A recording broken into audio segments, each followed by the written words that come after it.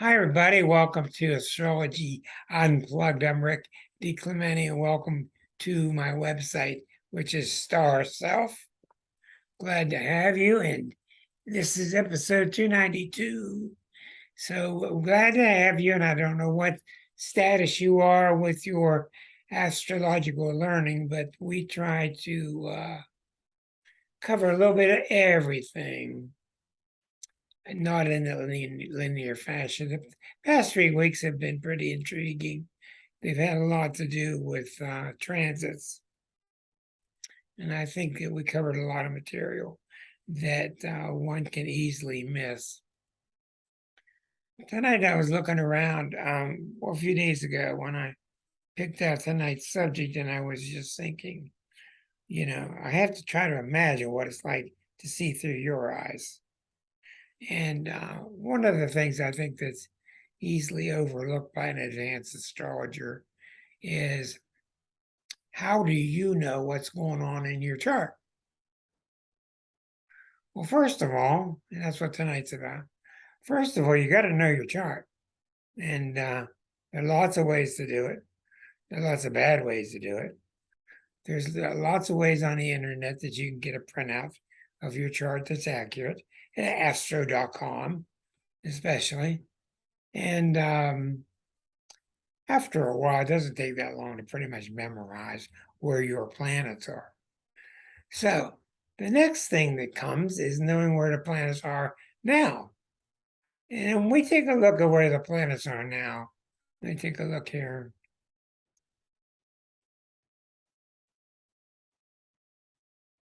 No, that's the USA's chart. Okay, this is where the planets are right now.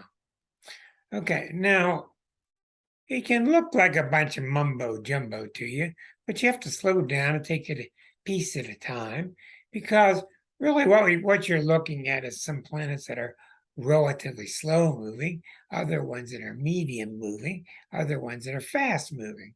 It really doesn't have anything to do with how fast they're moving, it's how fast they're going through the zodiac. Okay, so when I start reading for people, I almost always look at Pluto, Neptune, Uranus, and Saturn. Look at the outer 4 planets, not counting Eris, because Eris is just pathetically slow. But Eris is nevertheless extremely important. So we're not going to talk much about Eris tonight. But the main one I keep my eye on is Pluto. Pluto has 2 symbols. You have to decide which one you want to use. The other one is like a P and L put together. This is a traditional symbol for Pluto. Notice it's at the 26th degree of Capricorn, and it's been in Capricorn since 08. So it's going to be in Capricorn from 08, 2008 till 2023, which is coming up next spring. It'll go out of Capricorn, it'll go into Aquarius, it'll come back into Capricorn and go back and forth a couple of times. That's retrograde motion. So we know that for a long time, last several years, Pluto has been hovering around 25, 26, 27, 28.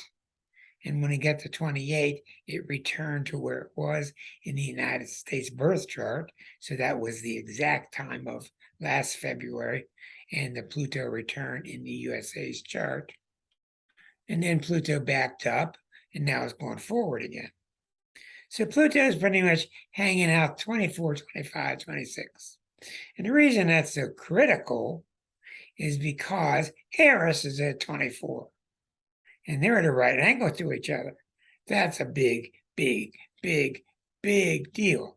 You got the 2 heavyweights of the zodiac at a right angle to each other. Now, right now, Eris is at 24, moving backward, and Pluto is at 26, moving forward. But they're in essence square to each other at a right angle. Now, they're in cardinal signs, Capricorn and Aries. Eris has been in Aries since 1920-21. It's going to be there 120 years. It'll be in there till about 2040. So it moves very slowly. After 120 years of being existing in Aries, it will then move into Taurus.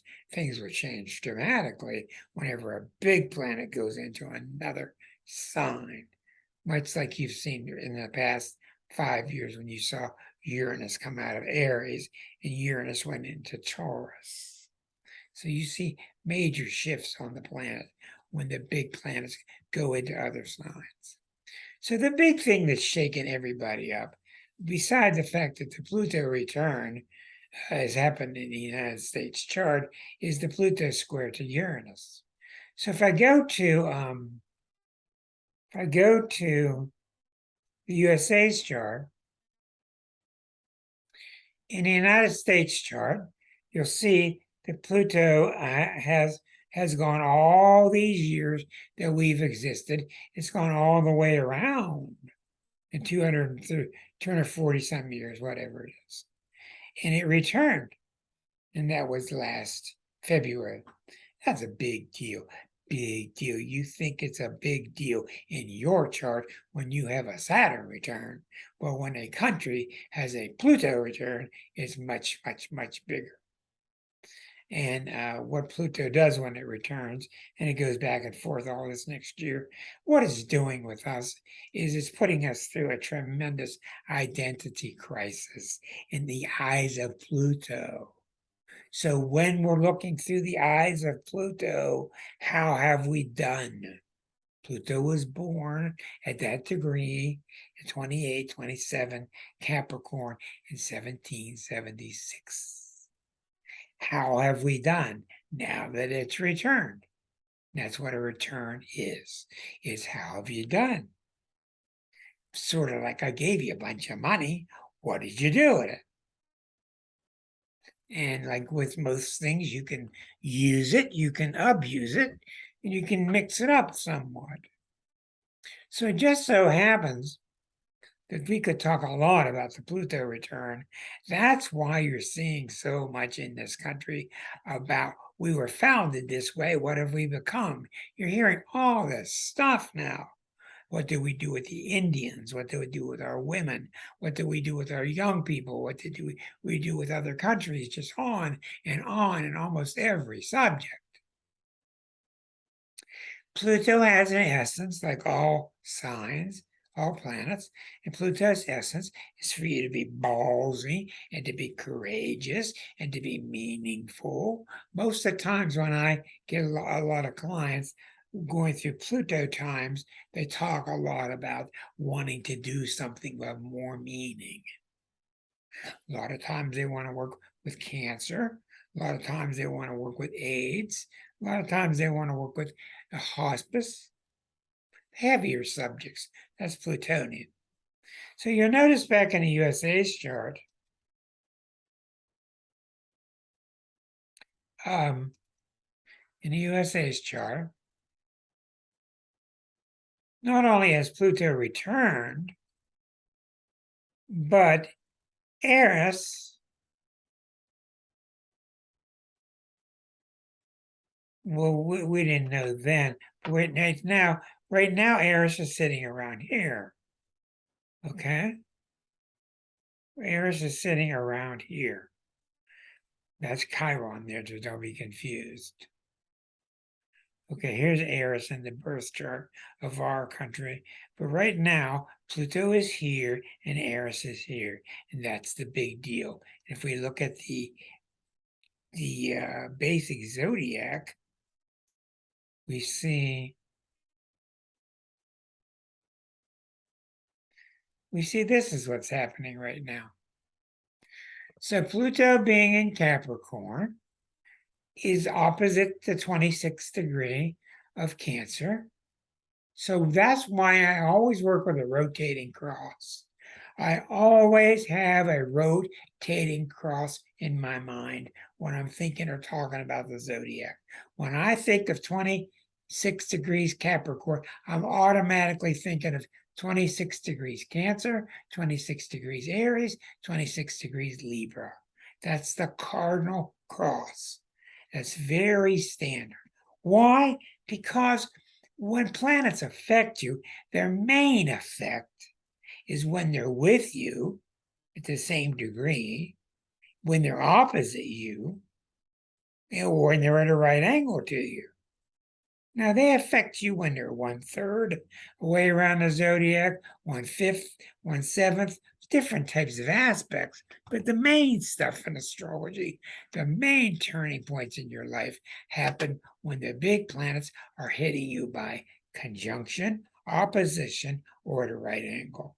So we see right now what's going on with the planets.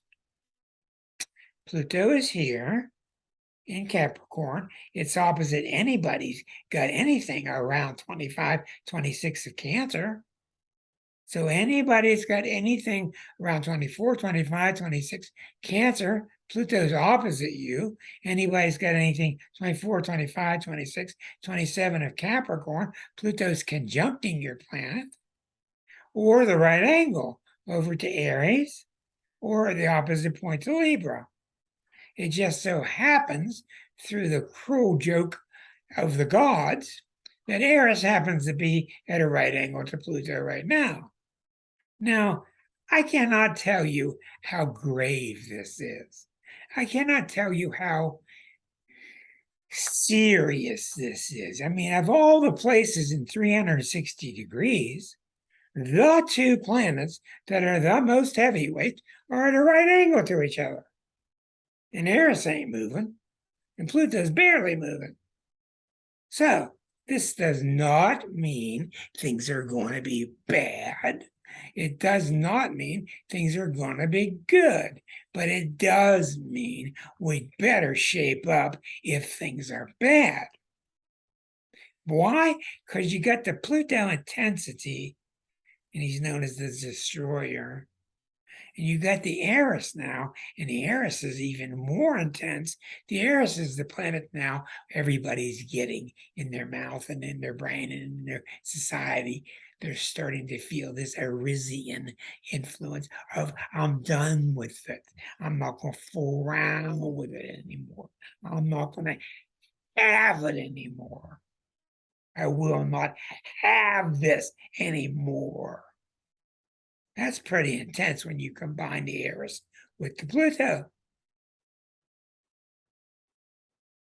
I don't have to tell you, you watch the news. I don't have to tell you. What we need to find out in the zodiac is, where is the Joker in there that just keeps taking climate problems lightly? Where is the Joker in there that keeps taking climate issues lightly as we watch the hurricanes in Florida, etc.? It's very serious. These two planets have a lot to do with it.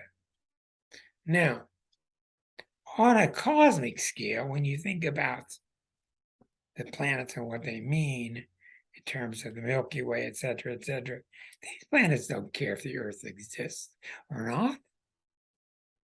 These planets don't care if our planet gets hit by comets or what, or blows apart. They don't care.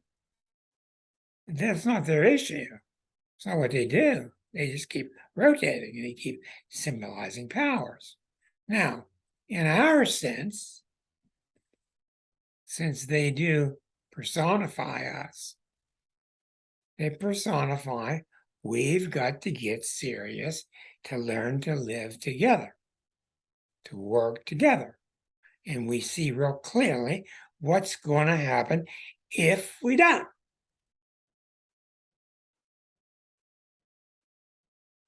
So, if I'm looking at your chart, much like the USA's chart, for example, let me show you. In the USA's chart, let's say this is your chart. First thing I'm going to do, I'm going to go to your chart and I'm going to look around 24, 25, and I'm going to say, oh, she's got Pluto near Pluto. This won't happen to you because it can't happen to a human being, because no human being that I know of is 240 years old. Then I will look across your chart and I will say, oh, this person's got Mercury at 24 degrees Cancer. So transiting Pluto is opposite your Mercury. That's how I say it. It means the transit is hitting your Mercury. What I mean is the transit is lined up with your natal Mercury. Or if you have a planet around 24 of Aries or 24 of Libra. You see the cross? I'm constantly turning the cross in my mind. I'm just constantly turning that cross. When I think of Pluto 24, I think of 24 here, 24 here, 24 here, 24 there. That's how I know right away. Now, the books, since they have to write these books in itemized fashion, the books will make a big deal over a sextile and a quadrant and a square and an opposition and all this and all that. That's not the issue. The main issue is you're getting hit by that planet. When Pluto's hitting you, it's a whole lot more important that it's lined up with you than whether it's squaring you or whether it's trining you or whether it's opposite. Okay? When it's lined up with you, that's what we call the combination of stellar influences. The famous books I've told you about. The combination of stellar influences. So we see that in the United States chart, besides the fact that Pluto is lined up with Pluto, we see that Pluto is opposite Mercury. The United States has a Mercury in Cancer. Now, what do you guys think a country is like that has a Mercury in Cancer? Turn yourself on, talk. The show's evolving more into a discussion show anyway. What do you think a person or a country is like with Mercury in Cancer? Give it a shot. Very security oriented. Security oriented is exactly right. And probably protectionist tariffs as well. Protectionist tariffs, exactly right. Yes, yes. And I've got 10 loaves of bread, and I'm not going to share it with my 9 neighbors. Right. And, oh, yeah. And when my 9 neighbors get their 10 loaves of bread, they're not going to share it with me. Problem. This is why we're looking forward to Pluto going into Aquarius, where the natural affinity is towards sharing. Okay, so you're right. So beside that, it's very, very good answer, Susan.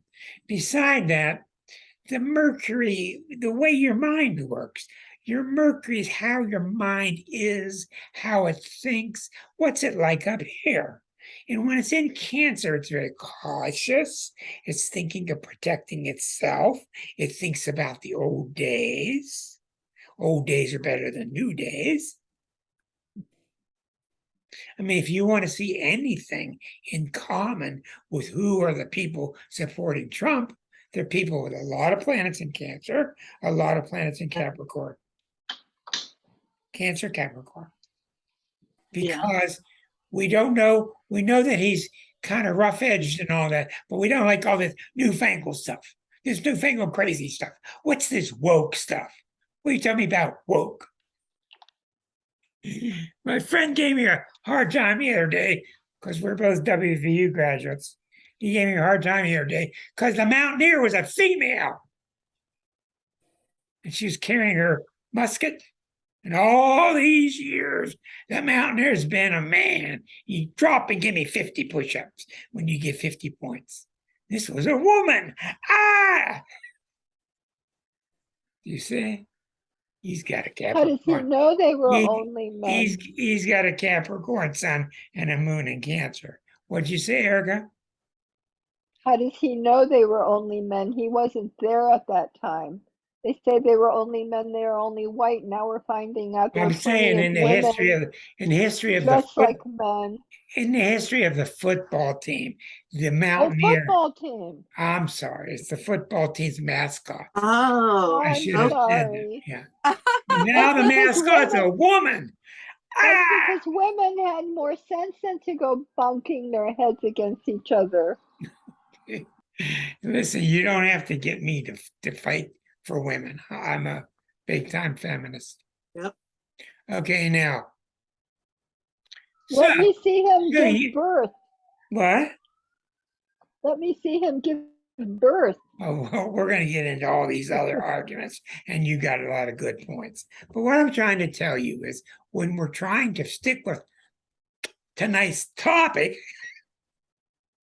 Pluto opposite Mercury, you've got this person or this country which leans towards Mercury in Cancer.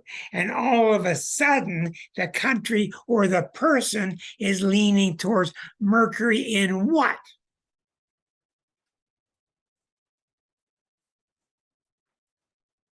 Come on. Is I it don't, in I Libra don't right now? understand.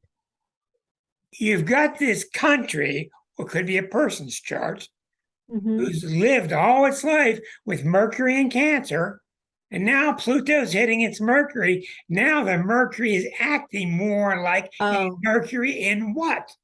Scorpio. Scorpio. Scorpio. Scorpio, Scorpio. And then you're there, ask yourself, what's the difference between Cancer and Scorpio? Tremendous difference. They're both very watery. They're both very emotional. One's real worried about taking care of itself. One's more worried about taking care of us. The us, relationships, us. Family. One's real deep. It ain't the Cancer. One's deep and penetrating. Talk of nuclear war. Talk of dangerous stuff. Talk of big movements. Big time movements, Holocaust, Pluto and anything. So what you're seeing in the United States chart, whether we want to or not, our thinking, us Americans, are changing our mind. When it's hitting the Mercury in the USA's chart, it's changing the mind of the collective mind of America itself. Now, will always be Mercury in Cancer like, yes, but we're becoming more Mercury in Scorpio like, which means look behind the scenes, don't be as trusting, look deeper, be more mystified, get more into magic, get more into the occult, all these different things. And you're seeing this with America. America is starting to finally think deeper. Okay. Now that's just one thing that's happening. Now we go back to the American chart. Okay. So we see that there's nothing around 24 Libra. There's nothing about 24 degrees of Aries. Oh, So we go to sorry. Sorry. Oh, we'll mute you yet. Okay. Now we go to Neptune, and Neptune is sitting right now about 22 degrees of Pisces. Neptune is sitting right here at 22 of Pisces. Is there anything there? No. Is there anything across from it? Whoa. Neptune is opposite Neptune, and that Neptune's in Virgo. This is a big deal. You've got in one Pluto revolution, we've had 1.5 Neptunes. Once around and a half, and now it's opposite itself. Neptune's now opposite itself, which brings about the contrast between Neptune now in Pisces versus the Neptune in Virgo. Now, I don't know about you, but I follow this intensely closely because I've worked so much, as you know, in the past 3 weeks. I work so much with Virgo energy. And I see what happens to these Virgos when Neptune hits them. They all start changing. They just start changing. Boy, you see how popular tonight's subject was. But that's okay. We'll just keep on, keeping on. So when Neptune opposes Neptune, There's so much to say. Here comes a Dr. John Torres. Neptune opposes Neptune in the country's chart. Now we know, number one, a Neptune time is very confusing time.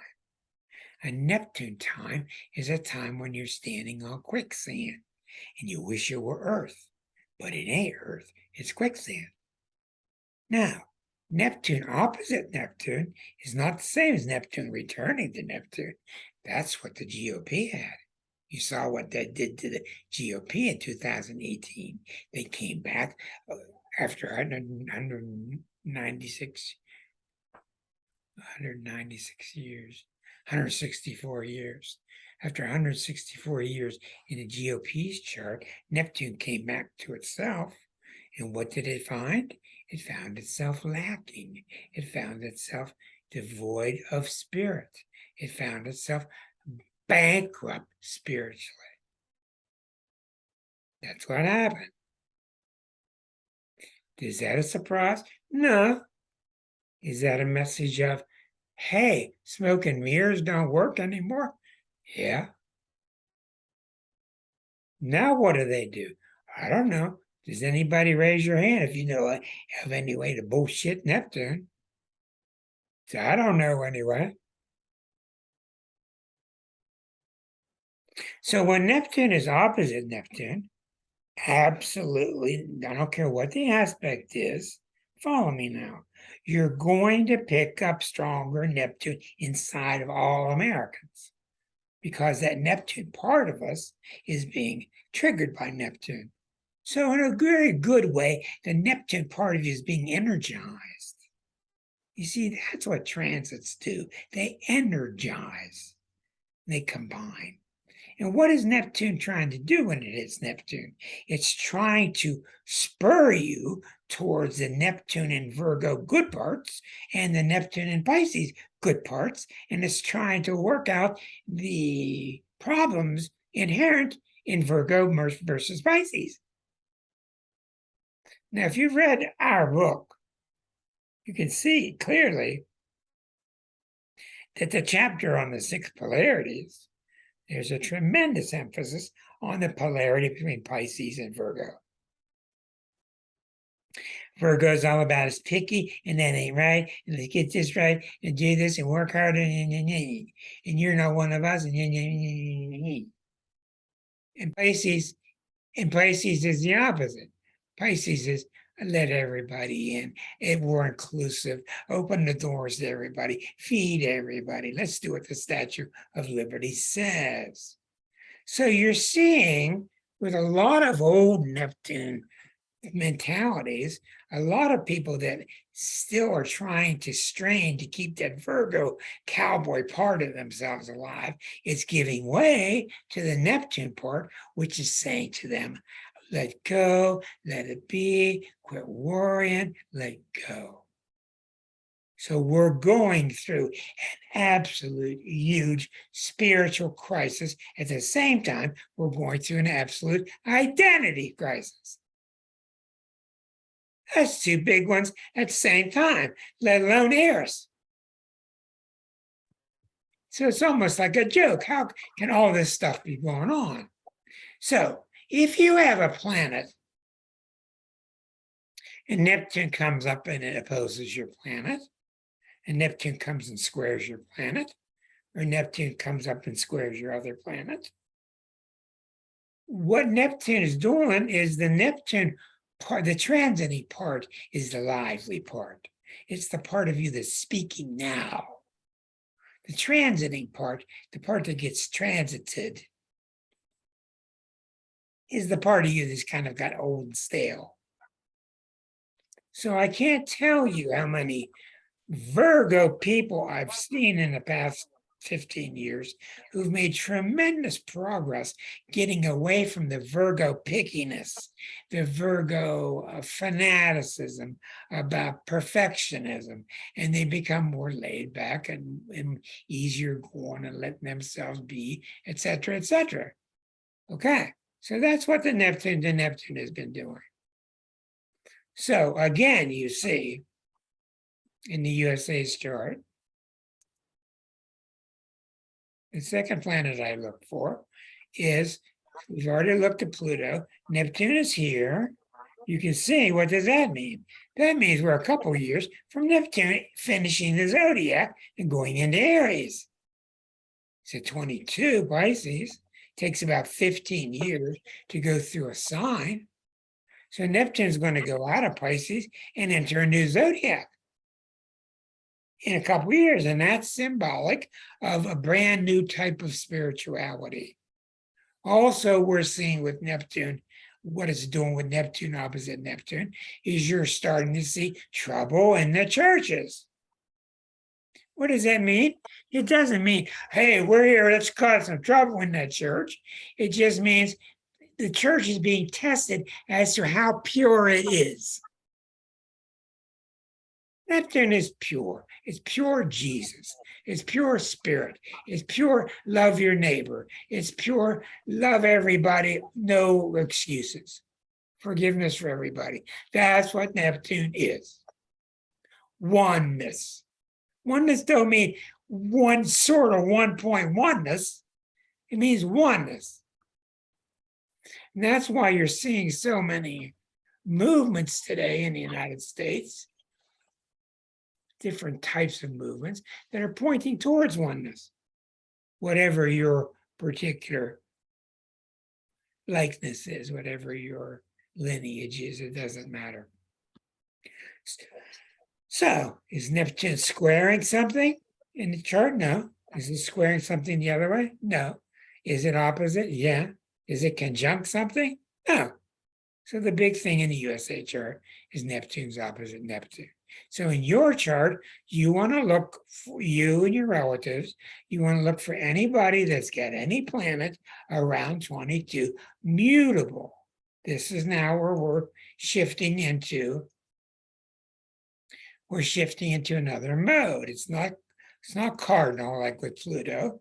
These are the mutable signs: Pisces, Virgo, Sag, Gemini. So when it was at 13, when it was at 8, it was squaring that Uranus. Now it's at 22. It's not hitting anything except the opposition to Neptune itself. So when we look at the regular zodiac,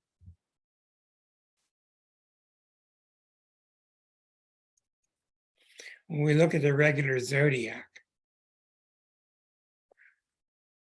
Neptune is in late Pisces, it's going to really affect late Sag, late Virgo, late Gemini.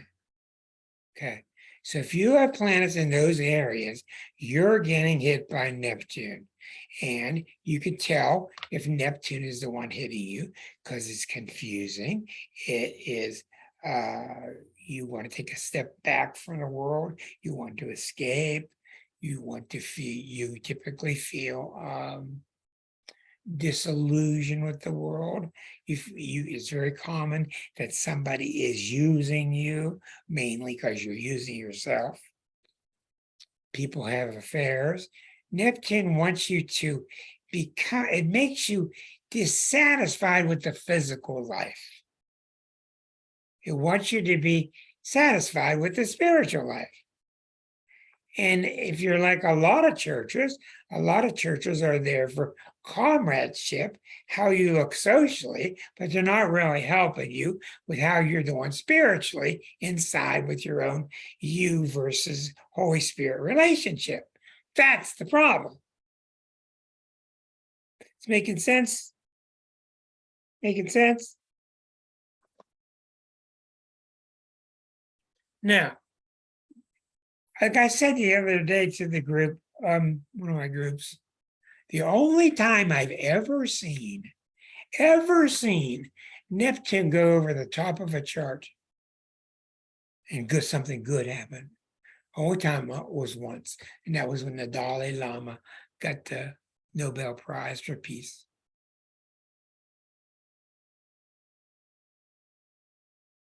Makes sense, doesn't it? Neptune is not going to reward you physically. Neptune doesn't even know about the physical world. It only understands loving each other, oneness. That's all it understands. It's a very confusing, hard to understand planet. Uranus. Now, when Uranus hits you, we go to the chart. Let's go to America's chart. You'll see what's going on here. Let's see what's happening here first in the zodiac. Uranus has been in Taurus for about 5-6 years now. It's going to be there for 7. Uranus is pretty clockwork. It's 7 years per sign, 21 per quadrant, 84 around. So when Uranus is here, it's about 18 right now. It's affecting anything at 18 Taurus, around 18 Scorpio, 18 Leo, 18 Aquarius. Now, those 4 different angles are going to cause different types of things because each angle represents a different type of combination. But when Uranus is hitting you, life speeds up.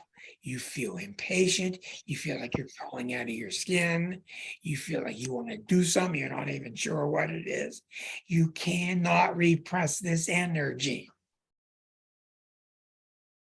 And I'm being very emphatic because when you try to repress it, you're asking for trouble.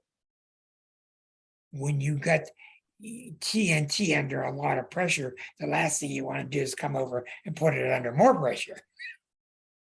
That's what Uranus is like. Now, what does Uranus want? It doesn't want you to blow up. It wants you to blow up your old. It wants you to blow up the old and stale and bring about something new and fun and full of life. I was looking at my friend Joe Unitas. I've written about this. He is the man. Joe Unitas is the man who Pittsburgh photographer. He is the man who did the lighting, the Night of the Living Dead. I was watching that movie one year, probably 10 years ago. And I was shocked because I used to do lighting with Joe. Joe and I made movies together, and I would do lighting for him. Nothing Hollywood type, just local movies.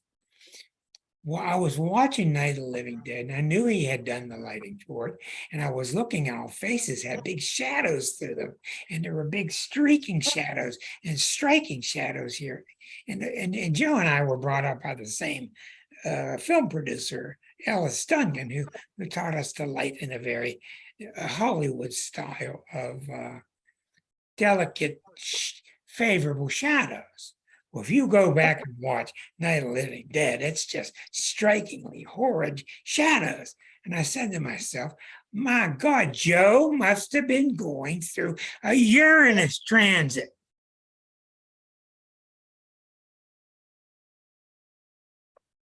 I went back to 1968. I whipped out Joe's chart, and there was Uranus sitting on his Venus.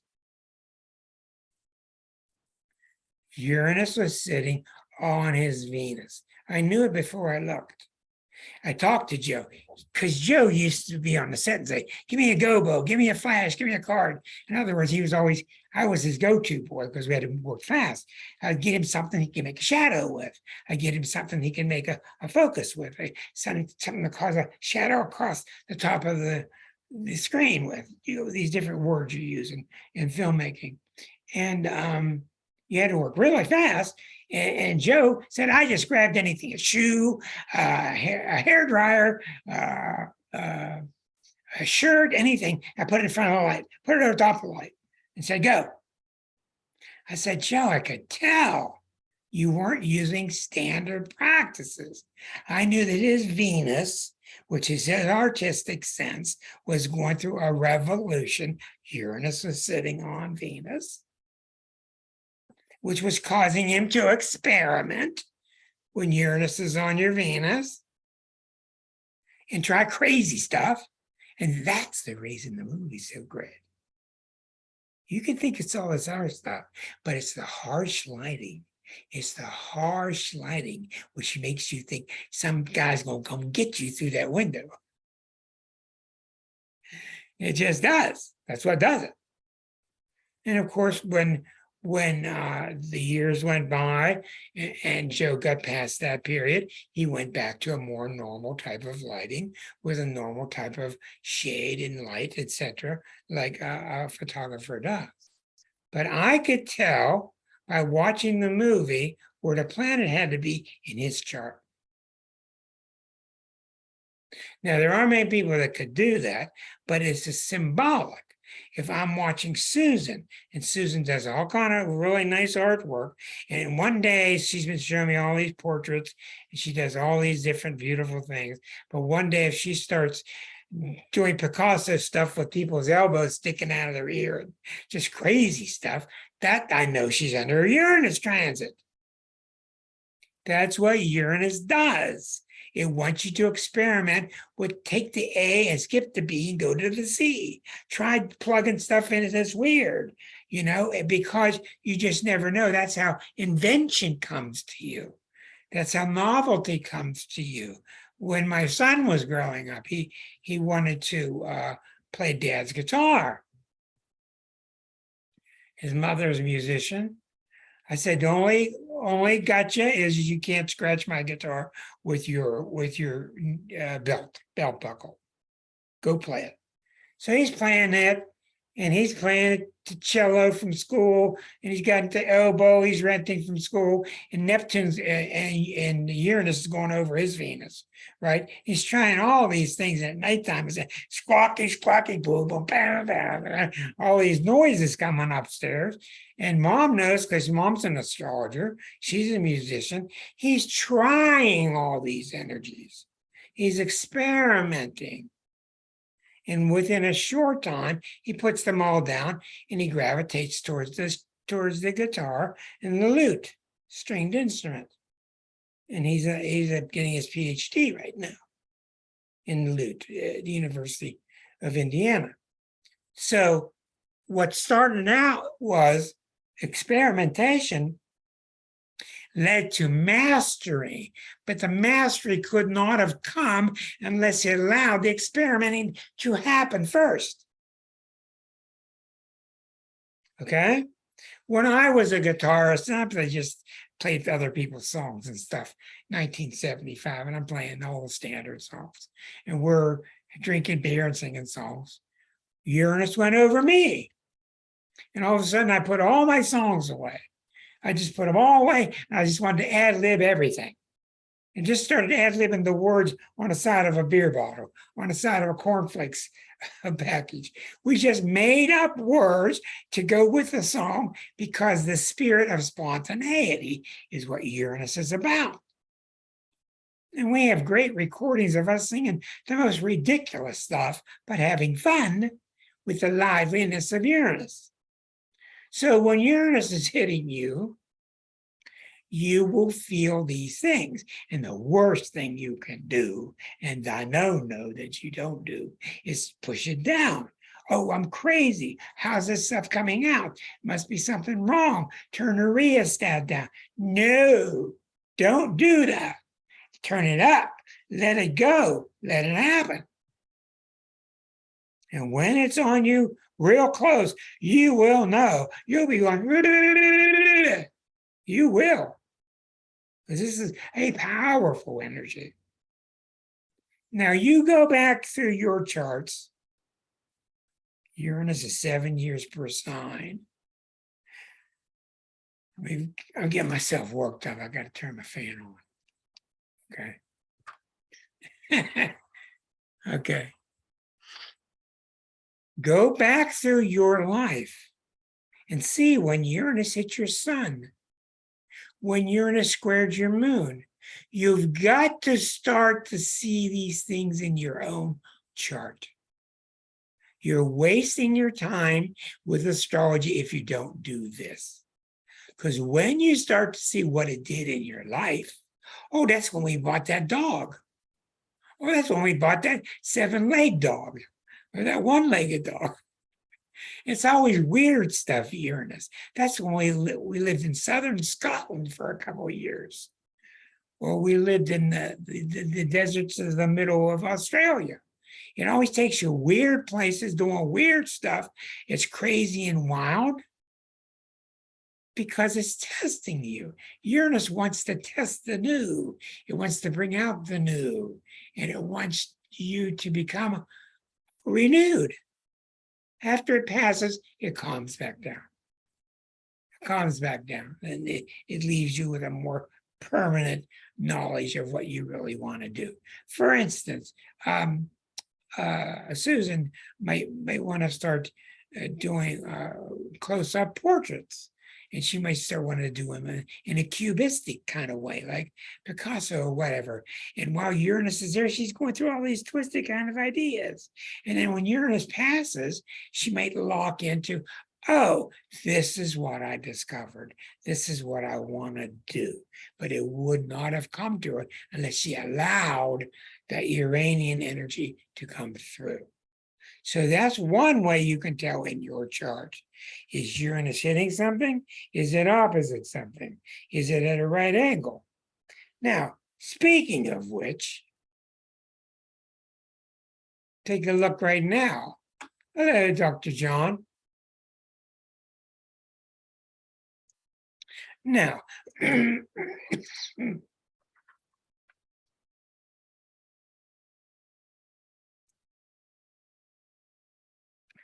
you see in this chart how Pluto and Eris have been making their own cross. Well, right now, look at Saturn is at 18 and Uranus is at 18. These two planets have been squaring each other. Uranus is 1741, Saturn is 1835, almost exact. These two planets, this one and this one, have been square. That includes anything opposite. So you could draw another cross from Saturn opposite and Uranus opposite. Anything at 18 Taurus, anything at 18 Scorpio, 18 fixed, 18 Aquarius, 18 Leo. Those planets are going through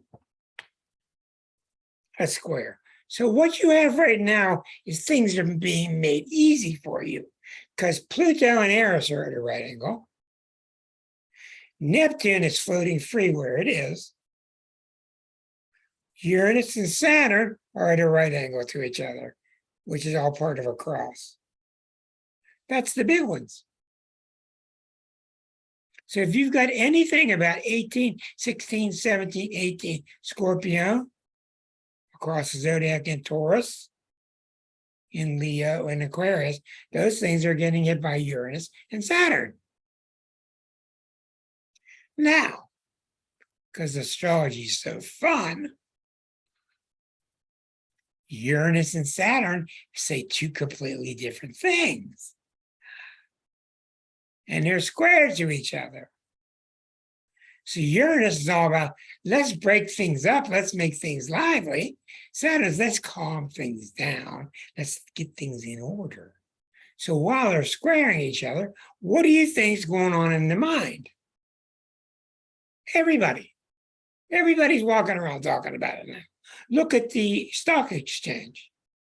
Everything's crazy. One wants to get tighter, one wants to get looser. They're both going on at the same time. This is part of a natural cycle of Saturn and Uranus. Saturn wants to calm things down, get things to work. Uranus says, it's too much calmness. Let's blow it up. Let's have excitement. So what do you think is going on in your mind when these two energies are going by, hitting different planets in your chart? Because we've all got them now. Everybody on the planet right now has Uranus square Saturn going through their mind. Well, I'll tell you one thing.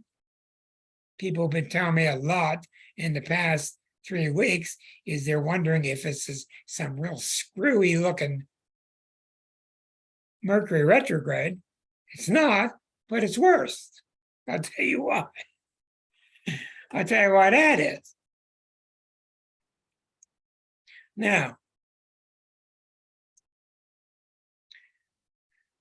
Mars and Venus are the two weirdos. They're the two planets that are seldom retrograde. The sun and moon never retrograde. Matter of fact, the moon retrogrades all the time, but we won't get into that. All the planets beyond Mercury retrograde, but the rare ones are Venus and Mars. Well, every 2 years, Mars stops and it retrogrades for a long time, which ours is about to do in a few days. And it retrogrades for a long time, then it goes direct again. And that's because of their close proximity to the Earth's orbit. Now, Mars is retrograding. It's about to retrograde soon. And look where it's retrograding. It's retrograding at the 25th degree of Gemini. Now, even though it's not a cardinal sign, it's 25, 24, 25, 25, 25. So Mars in Gemini, of all things, I mean, where's retrograde motion felt worse than anywhere other than Gemini? Now we've got a fifth planet, or we've got a fifth point. So even though Mars is not a cardinal sign in Gemini, it's still combining with Eris and with Pluto. So we've got Pluto, Eris, and Mars. Can you think of 3 planets that are more dangerous? Pluto, Eris, and Mars are all combining. Now, 2 of them are happening by opposition or square. The other one's happening by a minor aspect. A sextile or a trine. That's not even minor. So, wherever you have planets around 24 cardinal, they're getting hit by Pluto and Eris. Whatever you have around 24 mutable, they're getting hit by Mars retrograde. And they're getting hit by Neptune. So Mars and Neptune are squaring each other. Yes, Susan. What's the orb?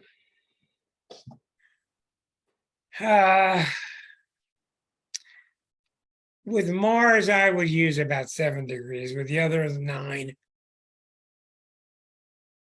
I would use 9. But did you notice how Mars at 24 of Gemini is squaring Neptune? So now we got Mars and Neptune, we got Saturn and Uranus, and we got Pluto and Saturn. We got 3 traveling squares. So don't look at your chart and say, this is so impossible, I'll never be able to figure it out. When you get into really complex stuff, you're going to need an advanced astrologer to help you, there's no doubt. But usually when these big planets are on you, they'll take turns. You'll feel Saturn for a couple of days, then you'll feel Uranus for a couple of days, then you'll feel Pluto for a couple of days. It all depends. Now, I know that a lot of you don't want to become an astromaniac like me, having to watch every detail everywhere. But you must know that this is a very unusual time to have planets traveling in 3 squares. Pluto, Eris, Neptune, Mars, Saturn, Uranus. That's very, very strong. So when you're looking through your chart, and we go on to Saturn, Saturn is the planet that sits around 19, 20 degrees of Aquarius. It's trying to slow things down in that part of your life. It's trying to secure things in that part of your life. So you can see in the USA's chart how things are confusing right now, because you've got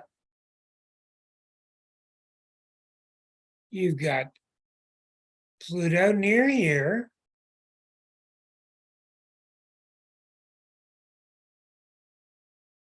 Square to Eris, which is sitting here.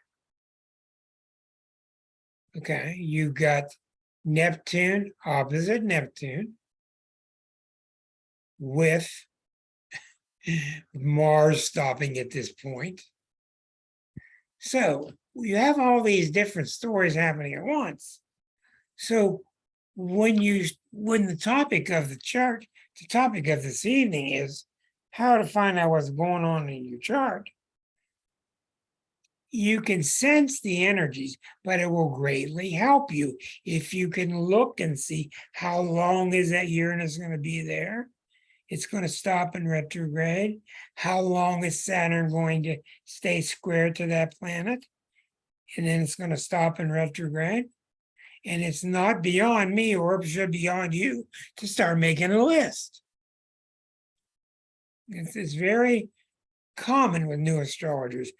Pluto will be squaring my moon on these days through these days. You can buy calendars from software companies that will tell you exactly when these things happen. Like the solar fire software that I use, it'll print out a calendar of what all these dates happen. Now, some tidbits. Don't worry so much about Venus, moon, etc. They're minor aspects. We'll only worry about Mars when it's combining with other bigger stuff. So your real concern, even Jupiter is not that big of a concern because it's mostly positive energy. Your biggest concern is four energies: Saturn, Uranus, Neptune, Pluto. If Saturn's on you, you need to do what? Come on, open up. Get real. What do you need to do? Get your act together. Get your act together. That's exactly right. And John, give me a little more on that. What does that mean, get your act together? Means like Saturn's here to like tell you that you've been slacking off. It's like the coach that rides your ass and is like, come That's on. very much a coach that's riding your ass. That's right, because you got stuff you got to get done. That's correct. Exactly. Okay, Uranus is on you. What do you need to do? Go along with it because you can't. Yeah, can't really go that's a real good answer.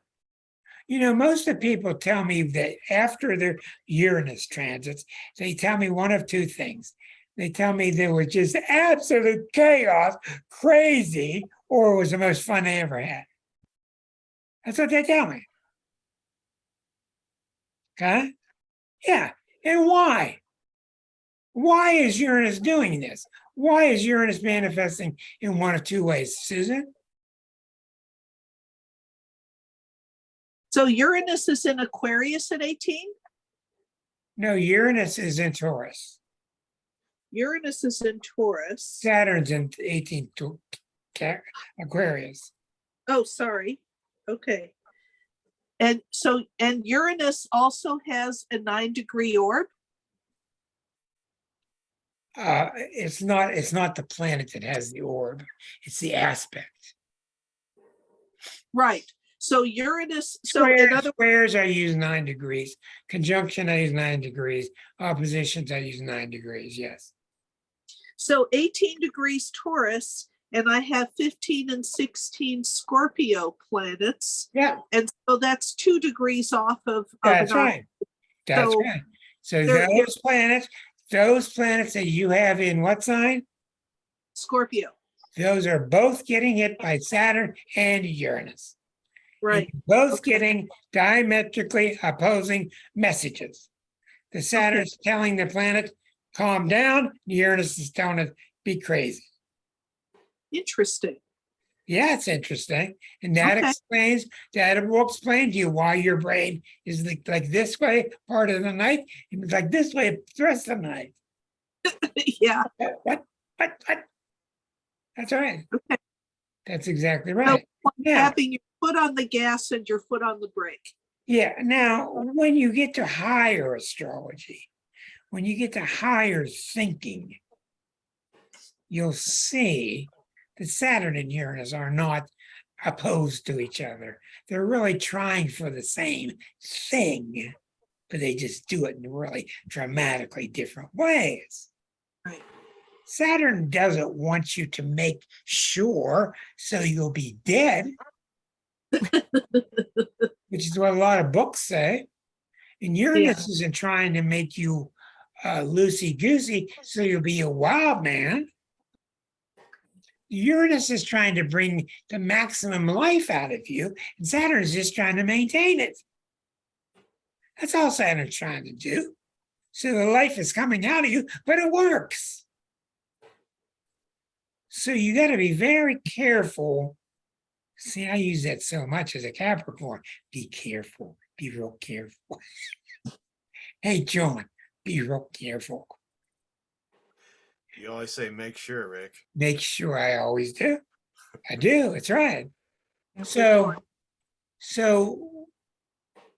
if you're going to bed and your right leg just starts shaking, there's a real good chance that Uranus is on you.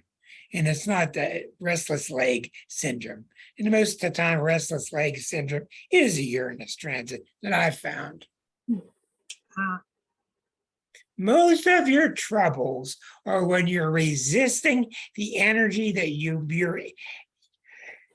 resisting the energy that your body really wants to go towards. That's it. That's why Virgos have such trouble, because they don't have any trouble with doing what they should, doing what they're supposed to do. But when there's other types of energy go through, they do what you want to do. They have a hell of a time with it. They think they're crazy. They think they're irresponsible. They start pushing it down. They think they're coming screwy loose, but they're not. Again, this is because we're not taught K through 12. We're not taught K through 12 that these energies are normal. They're inside of us. They're not repressible, and what they're really like. And this is what we need to be doing. Hold on a second. You want to do a survey? Yeah. Who here is So- doing what? Who here is feeling a transit right now of some sort? Okay. I am. So who here has been watching that either approach or leave that area, that orb? I And you am. know it's coming and you can feel it. I am. Yeah. Does Yep. anybody want to tell us about it? You don't have to be specific about what you're feeling if you don't want to. Only if you want to. Let's look at Rachel's chart. Is that be okay? Okay, hold on. Because she flew out of her. She flew out of her. Well, hold on one She moment didn't raise her hand. to Rachel. Rachel's going through some stuff. Let's look at her chart. Okay, take it away, Claudia. So Rachel, What do you say in her chart? okay. Rachel, we know she's an Aquarius. She's an early Aquarius. So You hear that static? You guys hear yeah. static? That me? Yep. Static is always Aquarius nearby. Wow. Oh, Always. No coincidence. It's always microwaves, coffee machines, Aquarians are nearby, yes. Look what's going to happen to her when Pluto leaves Capricorn. yeah. In- She's yeah. gonna come into her Oh, power's wow. coming. Your That's power is coming. Go ahead. Power is coming for sure. Yeah. She may start feeling it Oh yeah, next year or even now. even I- now. What calls my attention right now is that she's been going through her another Uranus transit on her moon. I know right now, I think it's at 17 or 18. Yeah, Uranus is now at 1741, so it's been back and forth over the moon. Yeah. So what has it makes done to sense. you on your moon? How have you felt with it on your moon? Oh gosh. I've had, yeah, emotions quite all over the place. Moon in Taurus too. Yeah, 11th house, so it's kind of used to that unusual energy maybe, but That's right. yeah, I mean it's already passed over it once. It's coming back again for the retrograde, and then it'll go over a third time. And you're Mhm. lucky that you got a square to 2 Aquarian planets. Right. Where Saturn is right now Yeah, too. you're That's square. that's the third piece. Yeah, well, the 2 Aquarian planets, which is your sun sign, squaring that, your moon in Taurus a little bit used to that. True Okay, enough. so Uranus has tried to take your emotional basis. There's nothing in your life that's more status quo than your moon. It's trying to take your moon, which just wants to sit in the couch and be cozy, and Uranus is trying to make it non-cozy. Right. I've been thinking, how long do I want to live here? Okay. I'm ready for adventure. Oh, Okay, now one of the things about that you need to be aware of is the moon is what's being hit. The here is not being hit. How long do I want to live here is not the question. The question is Okay. the moon's being hit. Now you have a law with the moon being the ruler of your chart. Mhm. In other words, what this is really saying to you is this comfort zone has worn out. The Yes. comfort zone is worn out. And you Yep. will get another comfort zone later, Mhm. but not until you go through this process of renewing that moon. Go mm. ahead, Claudia. What else do you see? But at the same time, right, she's got Saturn on approaching her Venus and her Mercury. So she's thinking about, or, you know, her relationships, her money, the way she's thinking. There's, Philosophy. yeah, 9th she's house. thinking just bigger and questioning and really like taking herself more seriously at the same time that's happening with her moon. Yes, and what that would mean is this move would have to be in sync with her higher philosophy. It's not going to be a move, knee-jerk reaction, just a move. It's going to have to be in sync with her higher principles, which there's nobody that has higher principles than Aquarians. Okay, so you're right. You got this possible duality of Saturn messages here and Uranian messages here. Right? Yeah. Pluto's nearing the sun. Pluto's just entered her 8th house. That's a hell of a transit there. When Pluto It's a goes deep dive. Huh? It's a deep dive. Mm-hmm. Yes, it's a deep dive, and it's one of I'm not afraid anymore of the occult. I'm going to go back and I'm not going to worry about ugly spirits. I'm going to go dive and find my power and go into where the power is and not worry about scary messages and not worry about fearful messages that are the expertise of this planet. Mm. Yep. This is the expert fearful message planet. Okay, very good so far, Claudia. You got Saturn there, you got Uranus there, you got Pluto approaching here, So and Pluto's going to hit Uranus. As Pluto gets to here, it's going to also gets square her natal planet, her natal ruler. yeah. So much, yeah. You There's a do. lot going on. Yeah. And next week we have an eclipse at 0 Girl. Scorpio. Taurus, a 0 Scorpio. And we have an eclipse at 16 Scorpio. On the 7th, on the Yeah. 8th, on election day, yeah. So she's got, and we don't know. I don't know when it's Uranus is going to come close to that eclipse in the 5th house. I don't know what that's going to look like for her, but the moon being close to that eclipse, it's a full moon, partial eclipse. Sorry, it's a partial eclipse. That's during a time that you're having this like emotional liberation. I mean, I just think that's like pretty big. This is a really wonderful example of a real person going through a lot of confusing different stuff. Now, as an advanced astrologer, you have to think to yourself, what the hell's going on? Because there's just so many possibilities. You don't try to settle it all.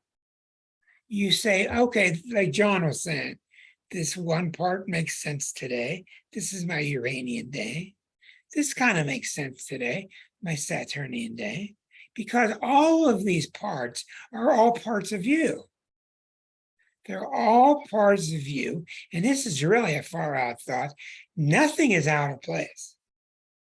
Everything is exactly where it should be to keep you in sync with the changing collective. Now, that's a hell of a thought. So what I kind of get with this is a guy who's good at juggling balls. He puts them down and he can play a little baseball. He puts them down. He picks up his golf club. He can play a little golf, but then he can put them down, play a little basketball. Okay, Erica. So the point is that you're not real good at doing all 4 at one time, but you're not far away from grabbing the one that you have to, because none of them are really overwhelming you. Does that make sense to you? It does. And I think we're coming to the same conclusion, because I was thinking along the lines of, I gotta learn how to use the energy appropriately. I can't be wild and crazy with my tax accountant, and I don't want to be dull, like hanging out with friends. You know what I mean? So I can do the Uranian thing with friends, and I can use Saturn when I'm doing business.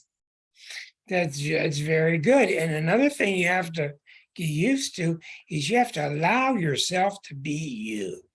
And if I could say anything over top of all these discussions, allow yourself to be you. Like I tell cancers all the time. People say, quit being so moody, quit being so moody. Tell them, nah, I'll be moody, I'm gonna be moody. Don't you wish you could be moody? Just be moody. So you have to understand another thing here. As an astrologer, these are really weird times. These are, I've gone back to 1978. I've never seen anything like this time, especially because of the Pluto and the Eris, let alone the Pluto return. I've never seen anything like it. That's one reason I stopped writing newsletters. It just became too damn hard to explain it all. Then people say, is it going to be good or bad? I don't know. What for next week's homework? I'm going to do this. Since I'm the teacher here and the grandpa. I'm going to give Susan homework for next week. I want you to draw a picture for us next week.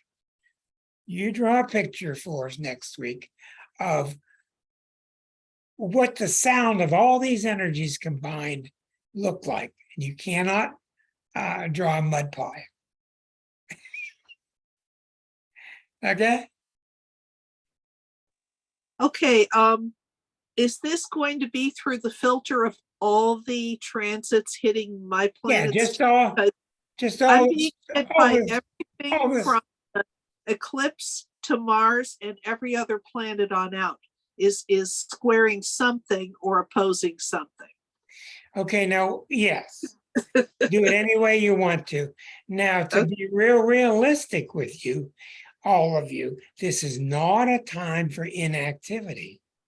This is a time for tremendous activity. Your power is here. And the number one thing I would say dealing with Rachel, your power is coming. Pluto's coming. It's coming to your Uranus. It's coming to your sun. It's coming to your hometown. That means your power is arriving. And that's really, really true.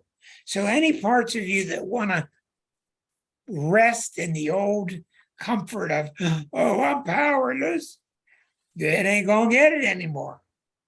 It ain't gonna get it, and you're not powerless. Now, it is a tough situation here. I'll be talking about this a lot more as we approach the awful eclipse of election day, where we're nearing civil war. You guys are one up on everybody else that's not watching an astrology show. Think about what these people are trying to figure out. What the hell's going on? Okay, but when we know that Pluto and Aries are very active, we know it means serious things need to happen. So therefore, the more you can do to make your life more serious, to make your life more meaningful, to try to take ownership of your power, is when Holy Spirit will help you. Try to take the best you can ownership of your power. And don't try to do it yourself. Yeah. Say, I need help. I think we've had it for the evening. I know I have. It's tough stuff. It's good Yeah. stuff. It's good stuff. It's tough stuff. I And it's agree with wild stuff. And I'm glad Dr. John was here. And he's like right in the middle of the Hollywood squares here. Yep. Hey, I'm just watching Pluto get it closer to my Venus, Rick. That's what I've got my eye on right now. I had to go over my Venus one time, Well, it'll be a trine, but but still. my Venus was in Scorpio. So mine wasn't too bad. I think you're going to do just fine. I'll miss you all till next week. Thank you for coming. Thank you, YouTubers, for tuning in with us, trying to hold a line with us, trying to understand. Get your chart out, take a look at it. All of you next week, come back with questions of, look, I saw that when this planet hit my planet in this chart, this happened. Point out some things to me. That would be good. And I could just sit back and kind of watch. Hey, let's talk. Totally. Chloe.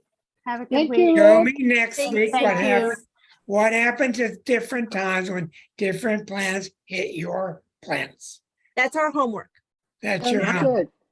good. Good. I Yeah. don't have to do anything, and Susan has to draw a picture of it. I love it. Good night, Bye. Good night. everybody. Good night, Greg. Good night.